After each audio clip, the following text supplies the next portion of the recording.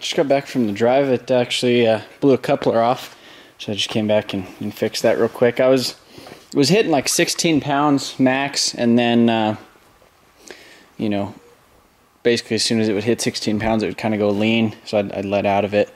But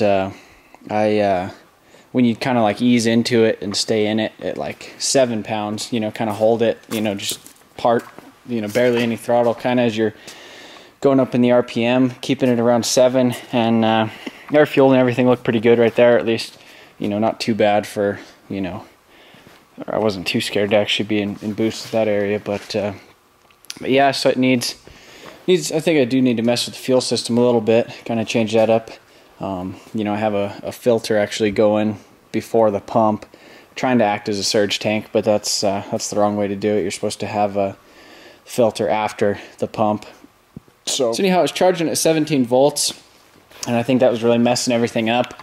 But you know, and then I was trying to bleed the coolant, and then I popped off that little screw over there on the SR water neck, and it started pissing shit everywhere. So you know, I need to put this one with the copper ring back in it, but put another bolt in it just so I could go drive it, because I lost that one. But anyhow, yeah, charging at 17 volts, and I think that was kind of causing a lot of the issue why the air fuels was so weird, is it just didn't know what the hell it was doing, because it had so much voltage going to it. So I was glad I figured that out. Now it's at, you know, 14-ish, you know, 14.3, 14.4 when it's running and idling and stuff. So seems like it drives really good with the S13 coilovers. It feels great, you know, as far as like actually compared to what it used to.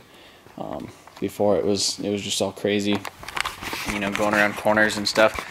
It pretty much didn't want to do it. It you know, it was like you're on a boat, you know, it kind of lean one way and then go the other, you know.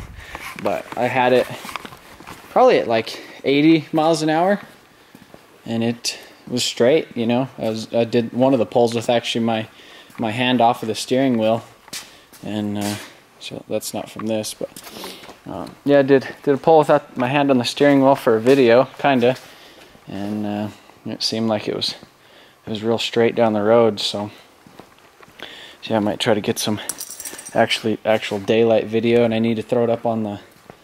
That's what that thing was doing on the ground. I had that muffler just underneath it on the on the ground, just so it would actually muffle it down, and it muffled it down quite a bit, because holy shit, this thing's loud, just being straight piped with the bigger, you know, exhaust housing on the turbo.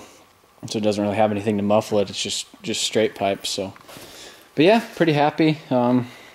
So after I was done messing with that piece of crap over there, I decided to make some exhaust for the Datsun. It's kind of sticks down right here, kind of a lot, but it I don't have a plasma cutter to actually torch out that hole right there. It's like a 2.5, and exhaust is like 3. So anyhow, it kind of hangs down a bit, but not super crazy. It's not that low, and I'm not gonna run it super low anyhow. I was probably gonna raise the back up a little bit anyhow. But anyhow, that's you know, goes through the hole right there real nice. You know, got my pretty welds on it like always, but got a little hanger right there kind of holding it up, and nothing in the back so far. But I was gonna give it, I'm gonna go ahead and start it and see what it sounds like. See, this is a fuel system that I've been talking about. So it's basically this little 1/4-inch line coming out of the fuel tank, going into this fuel filter right here, and then coming over here, yeah, coming right there to the wall, bro. Anyhow, you know, it's not the most desired setup. You know, I was kind of using this as like a almost like a surge tank. So there'd be like a little bit of fuel, you know, that it would actually have to suck, or that it would before it'd go dry. But with the E85 and stuff, I just think it sucks too much. But yeah, this thing's kind of dirty underneath and stuff. But yeah.